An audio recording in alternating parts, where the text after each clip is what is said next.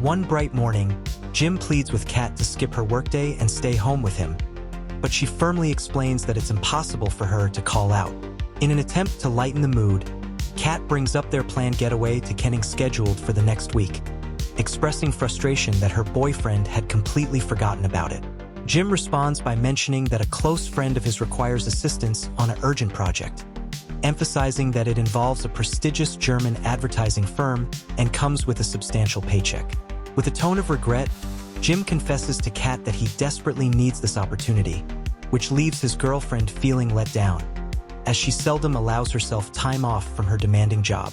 Shortly afterward, Jim tunes into the television news broadcast discussing the emerging Alvin virus.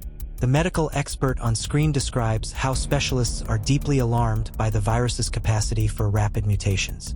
He elaborates that the inactive protein structures within the Alvin virus bear a striking resemblance to those found in rabies.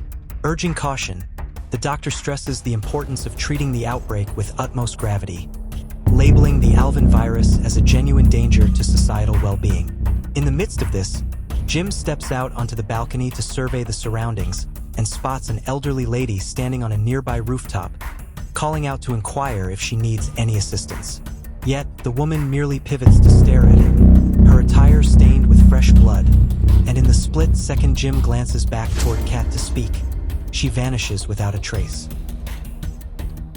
Following this eerie encounter, Jim engages in a conversation with his adjacent neighbor, Mr. Lin, still from the safety of his own balcony. Observing that Mr. Lin appears to be suffering from a severe cold, Jim advises him to seek medical attention at a hospital. Mr. Lin, however, dismisses the suggestion outright, claiming that physicians would simply send him back home with instructions to rest, and he further insists that the media reports on the virus are nothing more than fabricated sensationalism.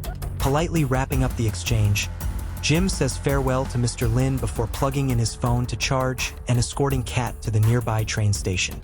During their walk to the station, the couple witnesses law enforcement officers detaining a suspect linked to a fatal incident involving another individual.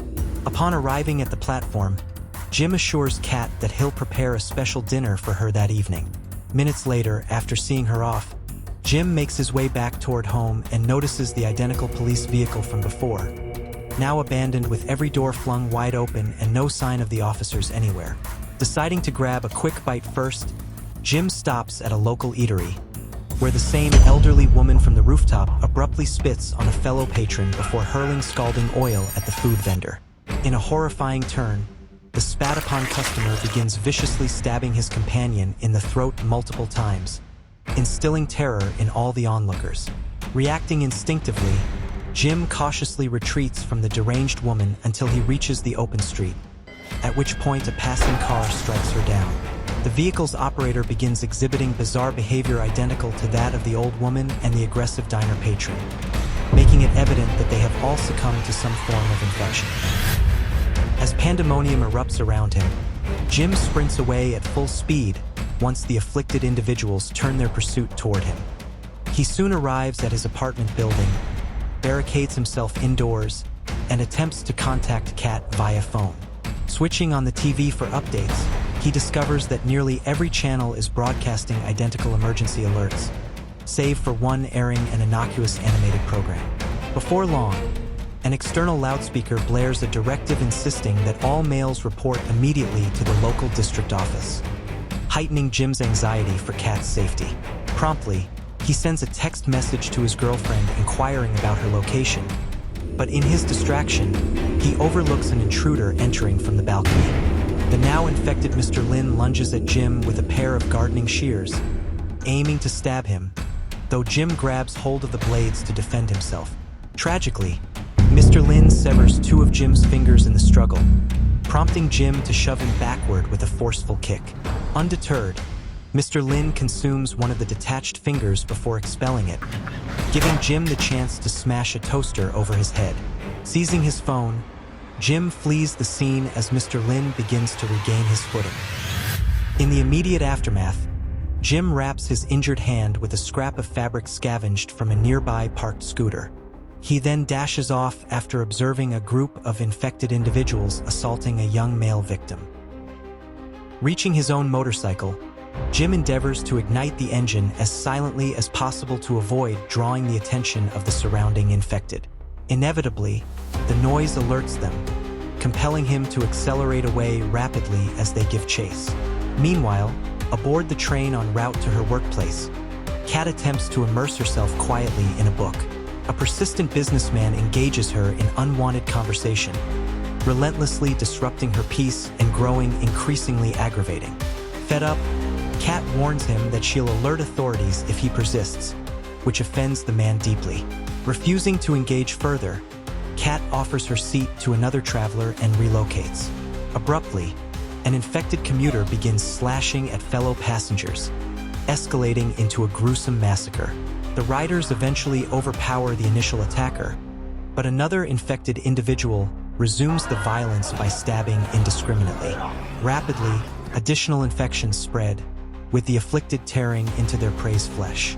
During the frenzy, the young woman who took Kat's seat suffers a stab wound to her eye inflicted by the businessman, and Kat rushes to soothe her amid the turmoil. As the train halts and doors slide open, survivors bolt for safety, and in the haste, Kat inadvertently abandons her phone. Fleeing alongside the injured passenger, now known as Molly, who implores Kat to prioritize her own escape. Kat, however, insists on staying to aid Molly, declaring they must reach a medical facility promptly. Their respite is short-lived as the businessman locates them and initiates pursuit, forcing the pair to sprint desperately. They encounter another subway commuter and beg for assistance, but the businessman savagely bites off the man's nose before dispatching him with an axe. Left with no alternatives, Kat and Molly continue their flight and emerge from the subway station just as a station employee seals the exit behind them. Enraged by the employee's inaction, Molly strikes him without remorse. Kat then inquires about directions to the nearest hospital, and the employee reluctantly joins them on the journey. Concurrently, Jim struggles to suppress nausea upon encountering lifeless bodies strewn across the roadways. He also observes a disturbing scene of a man desecrating a deceased body, spurring him to depart hastily. Forced to pause due to lightheadedness from his blood loss, Jim examines his wound, rewraps it with the cloth, and fastens it securely using adhesive tape to staunch the flow. He checks his device for any response from Kat before arming himself with a sickle discovered roadside. Moments later, Jim spots a pack of infected youths pummeling a helpless man with baseball bats, deriving sadistic pleasure from the torment, which compels Jim to intervene. He overpowers two of the assailants, and recognizing their disadvantage, the group scatters. Jim frees the battered man and offers aid, only to discover that he too is infected and reveling in the agony. Soon, the youths regroup and hurl rocks at Jim, obliging him to retreat swiftly. At the hospital, staff and visitors view a civil defense alert on the screens. The police at the entrance permit Kat, Molly, and the subway employee entry, where a nurse promptly attends to the injured Molly. Regrettably, an officer notifies Kat that the emergency room has been overwhelmed, and the nurse escorts Molly for further care. Molly resists separation without Kat, who reassures her gently. Expressing profound gratitude for Kat's heroism and vowing eternal remembrance, Molly finally consents to proceed with the nurse as Kat rejoins the subway employee in the lobby. Realizing her phone's absence, Kat borrows the employee's device to contact Jim. Elsewhere, Taiwan's president addresses the nation, assuring citizens that the government is exhaustively pursuing remedies for the crisis. A general elaborates that they confront a highly transmissible illness that converts ordinary individuals into aggressive predators. He details how the infected engage in murder, assault, and sadism, imploring adherence to protocols from the Homeland Security Ministry. Alarmingly, the general exhibits infection symptoms and assaults the president, culminating in a grenade detonation that obliterates his superior's head. Chaos ensues in the hospital waiting area as patients turn violent against one another. Officers strive to restore order, while Kat grapples physically with the subway employee after declining to return his phone. Spotting the businessman approaching from outside, Kat snatches the phone and dashes via the stairs. The businessman slays a guard with his axe to breach the facility, inciting mass hysteria. Additional infected swarm in, preying on the vulnerable, prompting the subway employee to conceal himself beneath a stretcher, oblivious to Molly's plight nearby. Tragically, the businessman discovers Molly and subjects her to horrific violation. In the interim, Jim receives Kat's text from the borrowed phone, indicating her phone loss and location at NTU Hospital. He dials her instantly, promising swift arrival and advising composure. Directing her to seek shelter, Jim begins displaying infection indicators during the call but regains control, reaffirming his imminent approach. Emerging from hiding, the subway employee searches for an exit but encounters the now infected Molly. The inadvertent sound betrays his position, allowing infected hordes to restrain him as Molly fatally impales him with medical apparatus. Compelled to evade two infected pursuers and the businessman, Kat barricades corridor doors. Undaunted, the businessman breaches the barrier and resumes the hunt, taunting Kat with details of Molly's fate. Determined not to succumb, Kat ambushes him from concealment and pulverizes his skull to end the threat. A nearby door to the maternity unit swings open, and Kat darts inside before her chasers close in. Within the maternity ward, the man confronts Kat with a firearm, commanding her to secure herself to a shower fixture. Identifying himself as Dr. Wong, he activates the shower, explaining the fluid as a sterilizing chemical agent. Concluding she's uninfected and potentially resistant, he probes her blood type. Deactivating the flow, Wong mandates she disrobe for thorough inspection. Reluctantly complying, Kat conceals the borrowed phone during the process. Wong restarts the shower once she's exposed, and Kat endures the frigid, stinging solution in silence. Simultaneously, Jim reaches the hospital premises.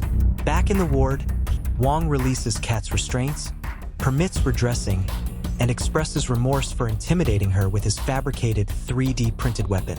He discloses his year-long efforts to alert authorities about the Alvin virus, lamenting the erosion of trust in medical professionals.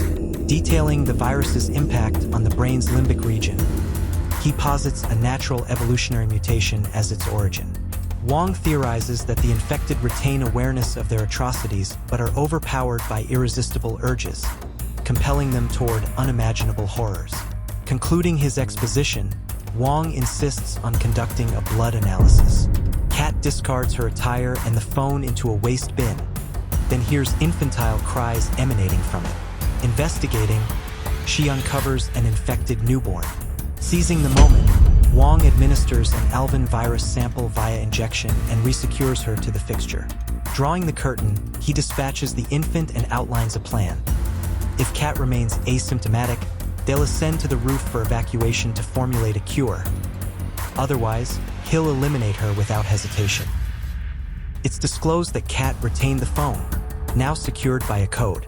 Wong confesses to inoculating 8 discovered infants with the virus, rationalizing it as a quest for antibody production, asserting that infected hordes would have slain them regardless and his choice was pragmatically sound. Deciphering the passcode, Kat messages Jim covertly. Receiving it, Jim discards his phone and advances toward the maternity area. Shortly, Wong gets a notification of an impending helicopter extraction in 5 minutes, prompting preparations. He queries Kat's condition, and she affirms her health as they depart. In the corridor, Kat observes the absent axe from the businessman's corpse. Abruptly, a prior infected assailant amputates part of Wong's foot, eliciting a fatal headshot from the doctor. Wong then vomits on his injury before double-tapping another attacker. Incapacitated, Wong demands Kat's support for mobility, warning of rooftop inaccessibility without him. As Kat assists, an infected Jim ambushes them. Wong fires, grazing Jim's neck amid Kat's resistance. The weapon jams on the subsequent shot, enabling Kat to pilfer the keys. Jim retaliates with his sickle, and prior to the final blow, Wong admits deriving pleasure from the infanticides. Wasting no time, Kat unlocks and seals the rooftop access gate, enraging Jim. Questioning his infected state, Jim describes it as euphoric, claiming newfound life's meaning. Pressed further, He reveals it as desecrating and disfiguring her. Accepting Jim's fate, Kat weeps but changes to maniac laughter, suggesting her own infection. She dashes to the open roof as the helicopter descends, and soon after, Jim, slumped by the gate in his final moments, hears multiple gunshots echoing from above.